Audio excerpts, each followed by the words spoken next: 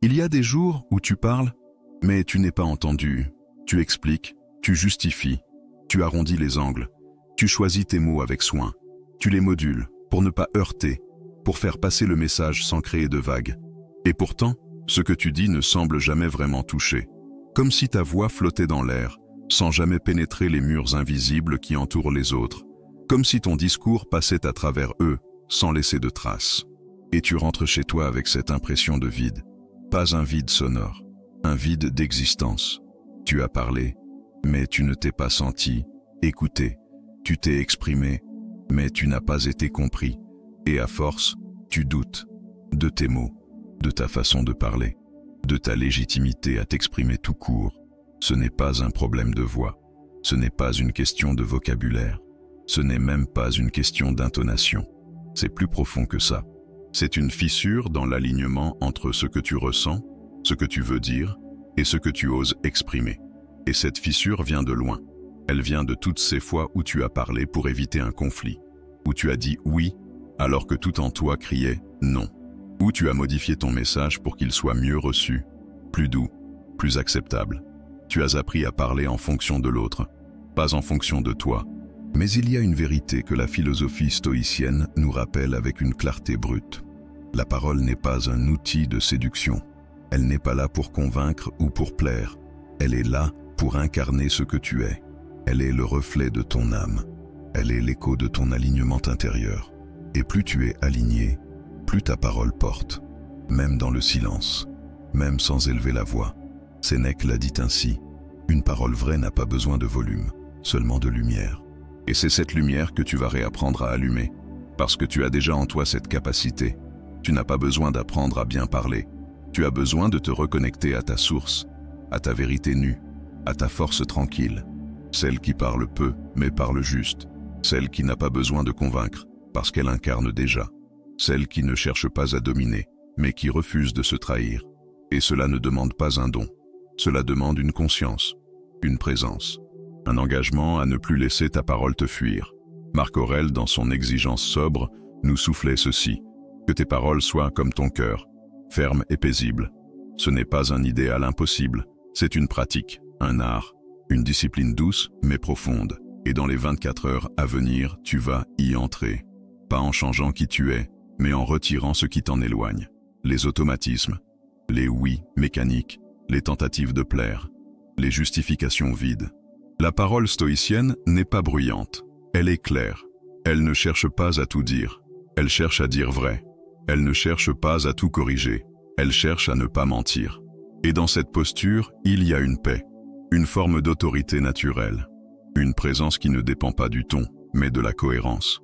Cette vidéo ne te propose pas une technique, elle t'invite à un recentrage, un retour à toi, pour que tes mots ne soient plus une protection, mais une prolongation de ton être, pour que ta parole devienne un lieu de stabilité, pas un champ de tension, pas une stratégie de survie, parce qu'au fond, tu ne cherches pas à parler mieux, tu cherches à parler vrai, tu cherches à te sentir entendu sans avoir à crier, tu cherches à être respecté et, sans avoir à t'imposer, tu cherches à exprimer ce que tu es, sans avoir peur de perdre l'amour des autres.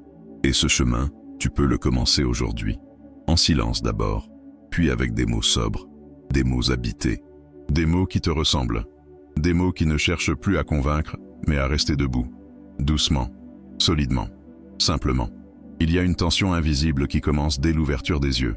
Avant même le premier mot, quelque chose s'agite. Le regard va vers le téléphone. Les pensées se précipitent. Le monde entre déjà dans ton esprit. Messages, responsabilités, attentes, inquiétudes. Et souvent, sans même t'en rendre compte, tu te mets à parler, à réagir, à expliquer, à justifier, à remplir le vide du matin par des mots que tu ne choisis pas vraiment. Des mots réflexes, des mots défensifs, des mots dictés par l'extérieur avant même d'avoir écouté ton propre intérieur. Mais le matin pourrait être autre chose. Il pourrait être un espace sacré, un sas entre la nuit et le tumulte du jour. Un moment pour ne pas répondre tout de suite. Un moment pour ne pas te jeter dans l'agitation. Un moment pour juste t'observer, t'entendre, te retrouver. 10 minutes, pas plus. Juste un espace de silence. Non pas un silence vide, un silence conscient. Un silence qui écoute sans juger. Un silence qui accueille sans remplir. Ce silence du matin, c'est là que naît ta parole la plus juste. Parce que dans ce temps suspendu, tu reconnectes avec ta propre présence. Tu n'es plus dans la réactivité. Tu n'es plus dans la performance. Tu n'es plus dans la peur de ne pas répondre à temps. Tu es dans l'alignement. Tu es dans l'observation. Tu es dans la retenue calme. Cette force intérieure qui ne se précipite pas. Le stoïcien ne parle pas pour remplir. Il parle pour aligner. Il parle quand cela est utile, quand cela est juste, quand cela est nécessaire. Il commence sa journée non pas avec des mots, mais avec une attention. Et cette attention est précieuse, parce qu'elle permet de choisir. Choisir de ne pas répondre à l'agitation. Choisir de ne pas commencer sa journée en étant déjà happé. Choisir de ne pas se précipiter dans un dialogue intérieur brisé. Pendant ce silence, des pensées vont surgir, des souvenirs, des phrases non dites, des tensions, et c'est parfait ainsi. Il ne s'agit pas de les fuir, il s'agit de les regarder, sans les juger, sans vouloir les corriger, juste les observer comme des visiteurs passagers, parce que la parole la plus forte commence souvent par le silence qui ose regarder sans fuir. Et ce regard, tu peux le porter aussi sur toi. Comment tu vas vraiment? Comment ton corps respire? Où se trouve la tension? Ce que tu redoutes? Ce que tu attends? Ce que tu refuses encore d'admettre? Tu peux tout laisser venir. Tu n'as rien à faire de cela. Tu as juste à être là, présent, lucide, ouvert, Alors, quand tu prononceras tes premiers mots, ils ne seront plus des réflexes. Ils seront choisis. Ils seront nés d'un espace intérieur, pas d'une réaction extérieure. Et même si tu ne parles pas tout de suite, ce que tu diras ensuite portera cette trace, cette densité, cette retenue, cette conscience. Tes paroles ne viendront plus de la peur de ne pas être entendues, elles viendront de la force de t'être déjà écouté. Et ce n'est pas un exercice, ce n'est pas une technique, c'est une posture, une décision intime, une manière de dire au monde « Je ne me perds plus dans la première minute, je commence ma journée avec moi ». Et cette simple décision change tout, parce qu'elle crée une distance saine entre toi et la frénésie, entre toi et le besoin de répondre à tout. Elle redonne à ta voix un ancrage, elle redonne à ton regard une stabilité. Ce silence du matin est ton ancrage. Il est ta première limite, il est ton premier acte de souveraineté. Et chaque fois que tu le choisis, tu t'honores. Tu ne réponds pas encore au monde, tu réponds d'abord à toi. Et cela suffit pour que ta parole, ensuite, soit moins un écho et plus une vérité. Il y a des phrases qu'on dit sans y croire, des sourires qu'on pose comme un masque, des oui lâchés trop vite, avant même d'avoir entendu notre propre nom. Cela ne fait pas de bruit, cela ne fait pas de scandale, mais cela nous blesse à l'intérieur, lentement, en silence, car à chaque fois que tu parles pour plaire, tu t'éloignes un peu de toi-même, tu transformes ta parole en outil de survie. Tu troques ta vérité contre l'illusion de la paix, et cela commence souvent très tôt, dans l'enfance, dans l'école, dans la famille. Tu as peut-être appris que parler vrai, c'était risquer le rejet, que dire ce que tu pensais, c'était créer du conflit. Alors tu as adapté ton ton, tu as affiné tes mots, tu as appris à dire ce qu'on attendait de toi, à moduler ta voix pour ne pas déranger, à justifier chaque désaccord, à cacher tes émotions sous des formulations acceptables. Tu es devenu un expert en communication. Mais à quel prix? La parole, quand elle est utilisée pour plaire, devient une prison. Tu dis oui, mais ton corps dit non. Tu souris, mais ton estomac se noue. Tu expliques, mais tu sais que tu trahis quelque chose de plus profond. Et à force, tu ne sais plus très bien ce que tu penses. Tu ne sais plus très bien ce que tu veux dire, parce que ton langage est devenu un miroir des attentes et non un reflet de ton âme. Le stoïcisme nous offre une boussole précieuse dans cette confusion. Il nous enseigne que la parole n'est pas un outil de soumission sociale, mais un acte de conscience. Elle doit venir de ton axe, de ta cohérence intérieure, pas de ton besoin d'être aimé. Parler pour être accepté, c'est poser chaque mot comme une main tendue vers l'extérieur. Parler depuis ta dignité, c'est poser chaque mot comme une colonne intérieure. Cela ne fait pas plus de bruit, mais cela tient plus longtemps. Reconnaître le moment où tu parles pour plaire, c'est un réveil subtil. Cela peut être un ton qui monte un peu trop, une justification qui se répète, une phrase qui cherche l'approbation au lieu de la vérité. Cela peut être une douceur excessive qui masque une peur, ou une neutralité forcée qui camoufle un désaccord. Et ce moment-là, tu peux le sentir, pas pour t'en vouloir, mais pour revenir à toi, revenir à ton point de vérité. Parler vrai ne signifie pas blesser, cela signifie exister.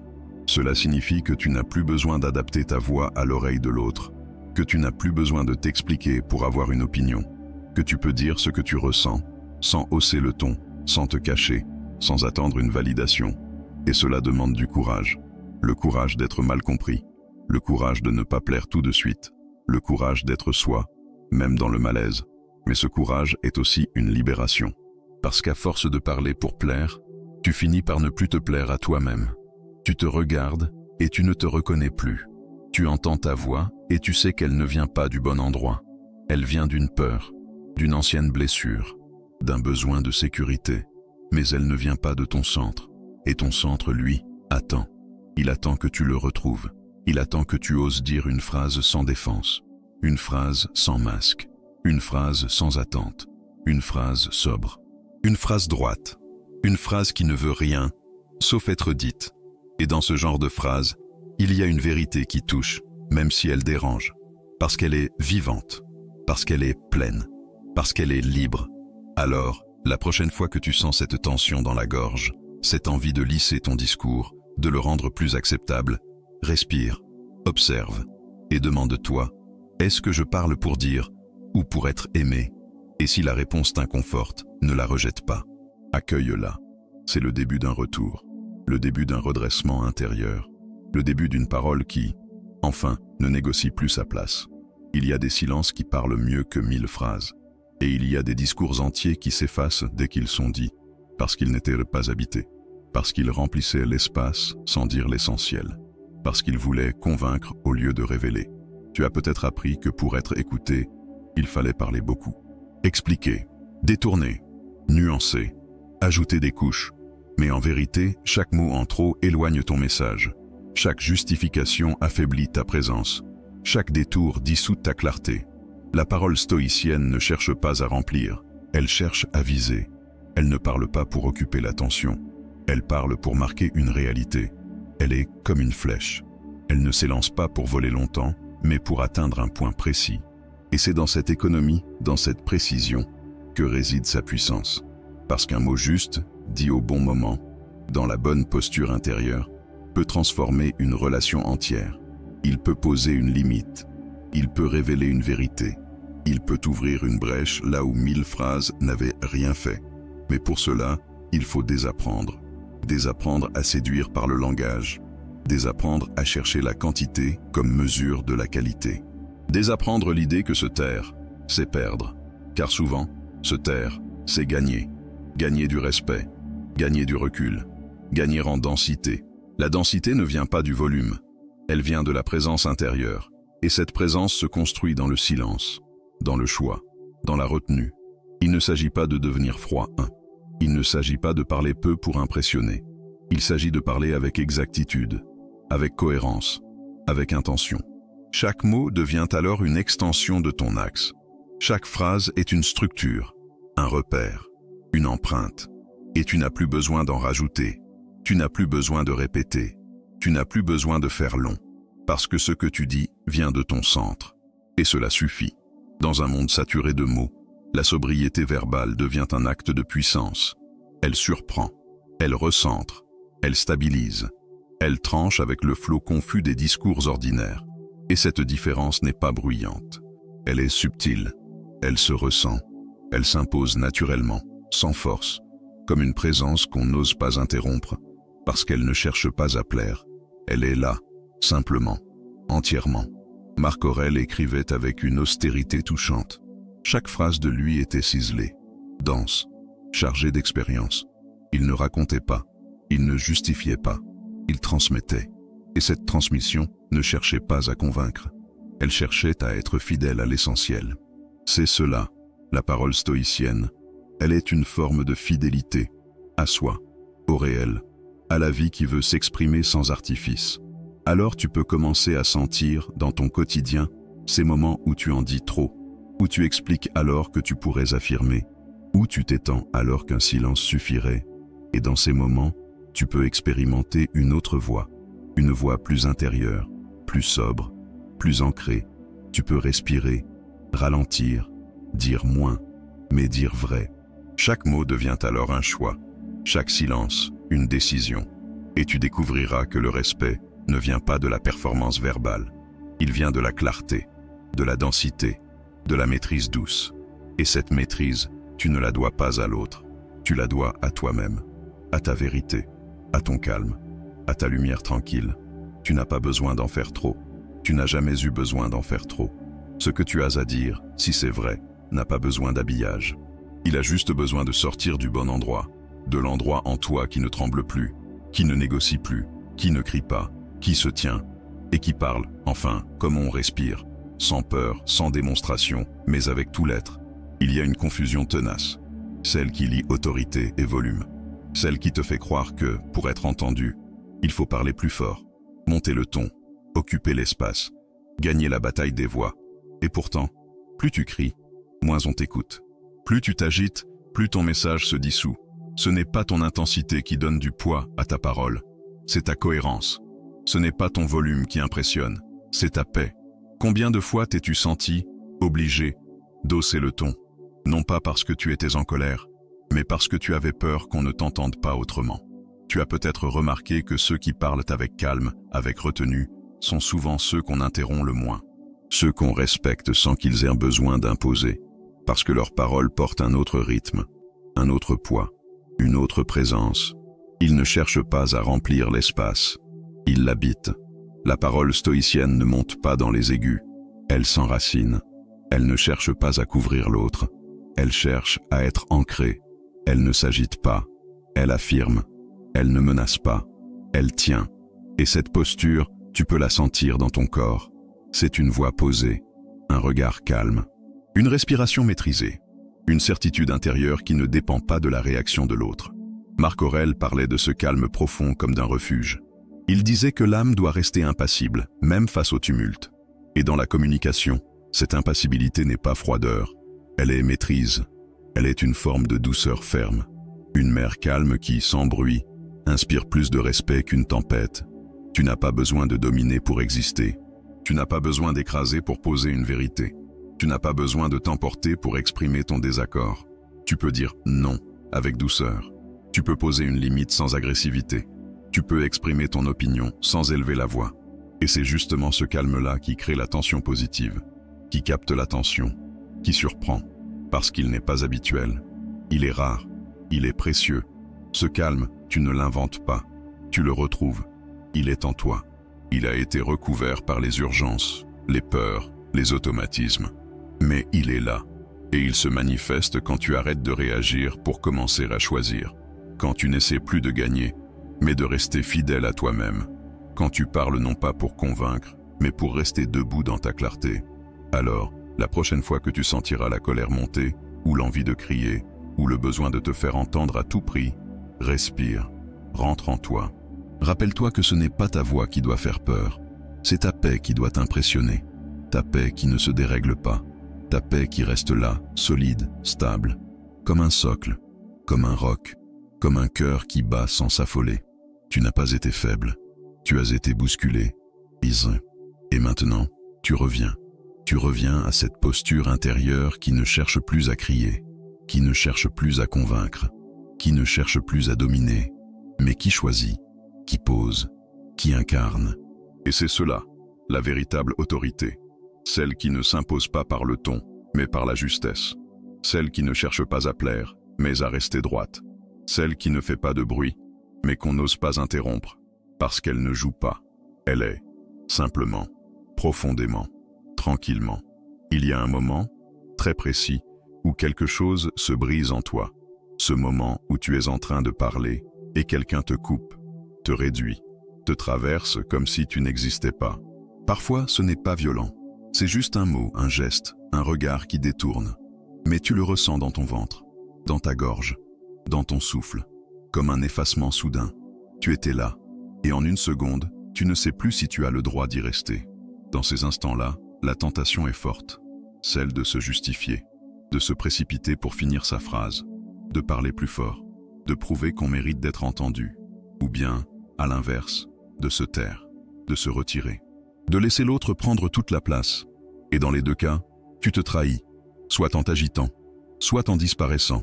Et cette trahison-là, elle laisse des traces. Elle installe une fatigue, un doute sur ta propre voix. Le stoïcisme nous propose une autre voie, une voie plus lente, plus intérieure, une voie qui commence par un regard qui ne baisse pas, qui ne fuit pas, qui ne cherche pas à dominer non plus. Juste un regard stable, présent, comme pour dire « je suis encore là ». Ensuite vient le souffle. Tu respires, tu te recentres, tu ne cours pas après la parole perdue, tu la reprends. Calme, sobre, direct, tu reformules et tu continues, sans drame, sans tension, sans justification. Parce que dans ces moments d'interruption, ce qui est en jeu, ce n'est pas le contenu de ce que tu dis, c'est ta posture, ton ancrage, ton droit d'exister dans l'échange. Et ce droit-là, tu ne le mendies pas, tu le poses, avec dignité, avec lenteur, avec une forme de force tranquille que l'autre ne peut pas balayer, même s'il ne s'en rend pas compte. La dignité stoïcienne ne réagit pas à la provocation, elle ne s'effondre pas sous l'indifférence. Elle observe, elle choisit, elle agit. Et dans la communication, cela donne une présence qui ne se laisse pas effacer, une voix qui revient, même après l'interruption, une pensée qui tient debout, même dans le tumulte. Marc Aurèle écrivait que les obstacles sont des opportunités pour révéler notre vertu. Être coupé dans une conversation, c'est un obstacle. Mais c'est aussi une invitation, une chance de montrer que ta paix ne dépend pas du respect immédiat de l'autre, que ta parole ne s'éteint pas au premier vent contraire, qu'elle a des racines, qu'elle revient, qu'elle continue. Et dans cette continuité, tu montres autre chose. Tu montres que tu n'es pas fragile, que tu n'as pas besoin de crier pour reprendre ta place, que tu n'as pas besoin de t'expliquer pour exister. Tu montres que tu sais attendre ton tour, mais que ton tour ne s'efface pas. Il est là, il revient, il s'impose par sa justesse. Ce n'est pas une revanche, ce n'est pas une leçon à donner, c'est un message intérieur. Je ne me laisse plus interrompre au-dedans, parce que parfois, l'interruption la plus douloureuse, ce n'est pas celle de l'autre, c'est celle que tu t'imposes à toi-même. Quand tu doutes, quand tu te retiens, quand tu te fais petit, et ce mouvement intérieur, tu peux le stopper, tu peux le transformer, en respirant, en te redressant, en parlant de nouveau. Parfois, il suffit d'une phrase dite calmement, après l'orage, d'un mot simple, d'un ton clair, pour que l'équilibre revienne. Et cette clarté, tu n'as pas à l'imposer, tu as juste à la laisser sortir. Elle était déjà là, elle attendait que tu la protèges, que tu la choisisses, que tu lui redonnes sa place. Et à ce moment précis, tu ne parles plus seulement pour être entendu, tu parles pour te respecter. Et cette parole-là, même si elle est brève, même si elle est douce, elle ne s'oublie pas. Il y a une fatigue sourde qui naît à force de trop s'expliquer, une usure lente de toujours devoir poser des mots pour se faire accepter. Tu dis ce que tu ressens, mais tu ajoutes aussitôt une phrase pour adoucir. Tu poses une limite, mais tu la recouvres d'excuses. Tu donnes ton point de vue, mais tu le dilues dans 1000 nuances pour éviter l'inconfort de l'autre. Et à force de tout justifier, tu ne sais plus vraiment si tu exprimes ou si tu négocies, si tu affirmes ou si tu supplies, si tu communiques ou si tu manipules sans le vouloir. Tu veux être clair, mais tu veux aussi qu'on t'aime. Tu veux dire ce que tu penses, mais tu crains de blesser. Tu veux poser une frontière, mais tu redoutes d'être perçu comme dur, froid, égoïste. Alors tu parles en équilibre instable, en tension, en attente. Et cette attente te ronge, parce qu'elle te rend dépendant non pas de ta parole, mais de ce qu'elle provoque. Tu ne parles plus pour te libérer, tu parles pour contrôler, pour orienter, pour que l'autre réagisse d'une certaine manière. Et là, quelque chose se perd. La parole stoïcienne, elle, ne cherche pas cet effet. Elle ne cherche pas à créer une émotion. Elle ne cherche pas à modeler une réponse. Elle dit ce qu'elle a à dire, sans fioriture, sans pression. Elle est un reflet, pas une manœuvre. Elle naît d'un alignement, pas d'une stratégie. Et cet alignement commence par une décision intérieure, celle de ne plus parler pour gérer l'extérieur, mais pour respecter l'intérieur. Tu n'as pas à convaincre, tu n'as pas à prouver, tu n'as pas à gagner.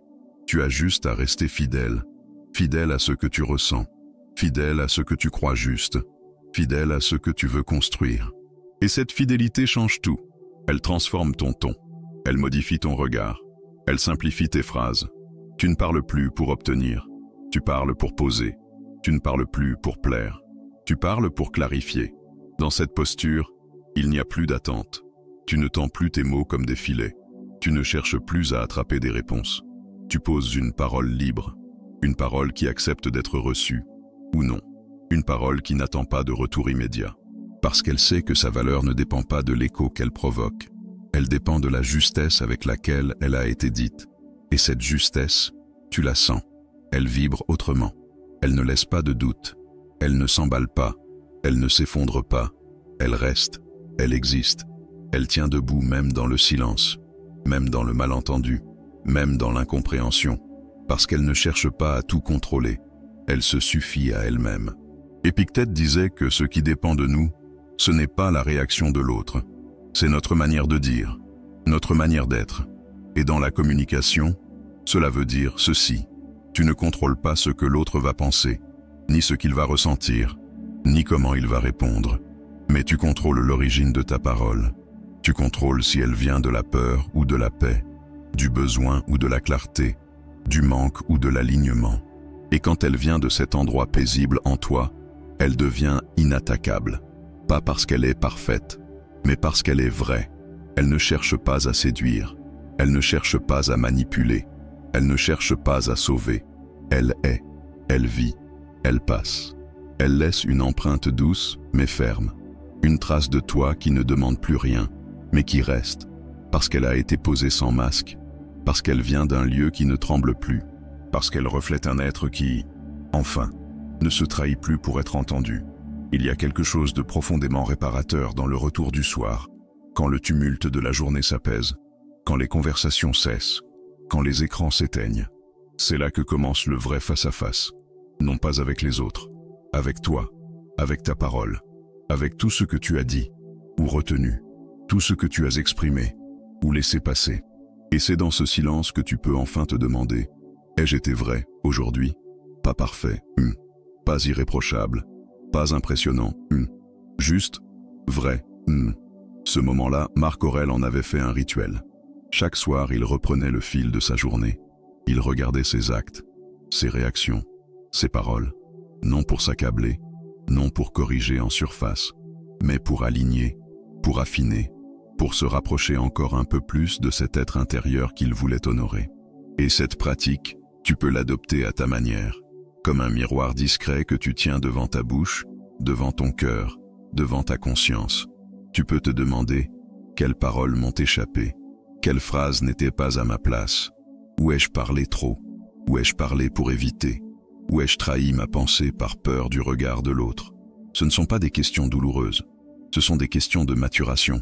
Elles ne visent pas à te juger, elles visent à te retrouver. Parce que tu n'es pas ce que tu as dit sous tension, tu n'es pas ce que tu as répété par réflexe, tu es ce que tu cherches à exprimer depuis toujours, sans encore trouver les mots justes. Et parfois, tu te rendras compte que tu as su dire, que tu as posé une parole simple, calme, alignée. Une parole qui ne tremblait pas, même si toi tu tremblais un peu. Et cette parole-là, tu peux la célébrer, tu peux la reconnaître, tu peux te remercier de l'avoir osée. Parce qu'elle est le signe que tu avances, que tu reprends ton axe, que tu laisses moins de place à la peur et plus à la vérité. Ce moment de révision n'a pas besoin d'être long, il a besoin d'être sincère, il a besoin d'être doux, il a besoin d'être sans masque. C'est un tête-à-tête entre toi et ton esprit, entre toi et ton exigence intérieure. Ce n'est pas une punition, c'est une rencontre, une réconciliation parfois, une promesse, une caresse. Et à force de répéter ce geste chaque soir, quelque chose va changer. Tu parleras différemment, moins, mais mieux. Tu seras plus attentif, à l'origine de tes mots. Tu sentiras plus vite quand tu t'éloignes de toi. Tu reviendras plus vite à ton calme. Tu gagneras une forme de sobriété verbale, une parole sobre, solide, apaisée, qui ne s'explique plus trop, qui ne se défend plus, qui se pose, qui tient. Et cela, c'est le fruit d'une attention, pas d'une performance, pas d'une perfection, mais d'une fidélité à ton être, à ta valeur, à ta vérité. Marc Aurèle disait, « Ce que tu fais doit être digne de ton esprit, et ta parole aussi. Elle est un acte, elle est un choix, elle est un pas vers toi, ou un pas vers ton oubli. Et chaque soir, tu peux vérifier la direction, tu peux ajuster, tu peux revenir, toujours Parce que parler, c'est vivre dehors ce que tu ressens dedans. Et ce que tu ressens mérite de la clarté, de la force, de la beauté. Alors le soir, quand tout devient plus silencieux, n'oublie pas d'écouter ta voix intérieure, celle qui ne juge pas, mais qui sait, celle qui ne crie pas, mais qui veille, celle qui ne cherche pas à briller, mais à être juste. Parce qu'au fond, c'est cela que tu veux. Une parole qui te ressemble, une parole qui te respecte, une parole que tu n'auras plus besoin de regretter, parce qu'elle aura été toi. Il existe un espace en toi que personne ne peut toucher. Un lieu intime, silencieux, inviolable. C'est là que naît ta parole. Pas la parole décorative, pas celle qui meuble les silences, mais la parole essentielle. Celle qui jaillit non de l'urgence, mais de la paix. Celle qui ne cherche pas à être crue, mais à être fidèle. Celle qui ne demande pas d'applaudissements, mais de l'authenticité. Et cet espace, ce sanctuaire, mérite d'être protégé, mérite d'être honoré, mérite d'être écouté. Sénèque disait « Ne profane pas ta parole, c'est le reflet de ton monde intérieur. Et combien de fois as-tu laissé ce monde être abîmé, par précipitation, par peur, par désir de faire bonne figure. Tu as parlé trop vite, trop fort, trop longtemps, ou parfois, pas du tout, par peur d'être rejeté. Tu as trahi ta vérité pour préserver un confort temporaire. Tu as abandonné ta justesse pour garder l'amour ou l'attention de quelqu'un. Mais aujourd'hui, une autre voie s'ouvre. Une voie où ta parole devient un temple, pas un théâtre, un lieu sacré, où chaque mot est pesé, non pas pour plaire, mais pour rester droit. Un lieu où le silence n'est pas une absence, mais une présence supérieure. Un silence habité, un silence qui précède chaque phrase comme une prière, comme une écoute du monde, mais aussi de toi-même. Épictète nous laisse cette consigne, que ta parole ne dépasse jamais ton silence, c'est-à-dire que ta parole reste toujours ancrée, qu'elle ne surgisse jamais pour combler, manipuler ou séduire, qu'elle soit née d'un espace plus vaste que l'instant, un espace qui sait, qui choisit, qui ne réagit pas, qui répond, lentement, calmement, pleinement. Et cette posture transforme tout. Tu n'as plus besoin de crier, tu n'as plus besoin de convaincre, tu n'as plus besoin d'en dire trop. Tu deviens comme un rocher dans la mer. On peut te heurter, on peut t'éclabousser, on peut te contourner, mais tu restes ancré, immuable, dans ton centre, dans ta dignité, dans ta parole qui ne vacille plus. Ce n'est pas l'éloquence qui rend une voix inoubliable, c'est sa vérité, c'est sa cohérence, c'est sa retenue, c'est la paix qu'elle porte. Et cette paix, tu ne peux pas l'imiter, tu dois la construire, jour après jour, silence après silence, parole après parole. Alors, ne cherche plus à parler mieux, cherche à parler juste. Ne cherche plus à séduire, cherche à être vrai. Et ta voix, même discrète, même fragile, même imparfaite, deviendra un repère, une lumière, une force tranquille. Parce que tu auras compris que ta parole n'est pas une arme, c'est un miroir. Et que ce miroir, s'il est propre, s'il est aligné, s'il est respecté, renverra toujours quelque chose de beau. Même dans le tumulte, même dans l'incompréhension. Tu n'as pas besoin d'en dire beaucoup. Tu as besoin de ne plus te trahir quand tu parles. Et à partir de là, tout change. Parce que tu n'es plus dans le bruit. Tu es dans l'authenticité. Tu es dans la présence. Tu es dans la force silencieuse. Et cette force-là, personne ne pourra jamais l'interrompre. Parce qu'elle vient d'un endroit en toi que plus rien ne peut faire taire.